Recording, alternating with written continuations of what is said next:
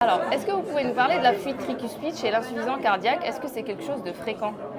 Bonjour Manel, merci pour la question et merci pour l'interview.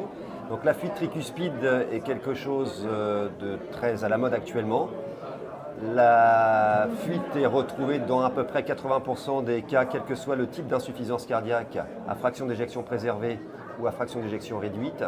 C'est un facteur qui est lié au pronostic de la pathologie, avec une mortalité qui croît à mesure que la sévérité est importante de cette fuite tricuspide. Et cette fuite tricuspide fait l'objet de beaucoup de recherches actuellement sur le plan thérapeutique.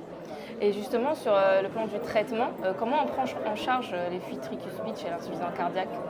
Alors, il faut bien dichotomiser le patient qui est en décompensation cardiaque du patient qui est chronique congestif stabilisé. Donc, ce sont deux situations très différentes. Pour le patient qui est en décompensation cardiaque, il y a bien sûr une prise en charge qui est liée à la congestion, en privilégiant les diurétiques de lance, avec des doses qui sont maintenant calibrées par des protocoles et des objectifs de réponse.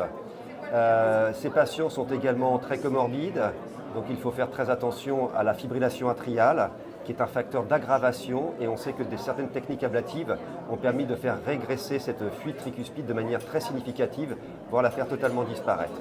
Le contrôle de la cadence ventriculaire n'est pour l'instant pas recommandé, il n'y a pas de signaux particuliers, et en dehors de ça, bien entendu, il faut prendre en charge de manière très agressive ces patients insuffisants cardiaques, ce d'autant qu'ils ont une dysfonction ventriculaire gauche avec la quadrithérapie.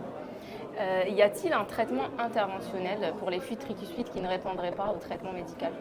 Alors, les traitements non pharmacologiques sont en cours d'évaluation. On a deux orientations, c'est soit la chirurgie avec une mortalité qui est extrêmement élevée, mais souvent des patients qui sont référés trop tard avec des comorbidités, et on a une mortalité qui est proche de 10 à 12%, donc ça n'est pas acceptable. Et pour la voie bord à bord percutanée, on a les deux études qui viennent de sortir, Triluminate en 2023 et puis TriFR en 2024.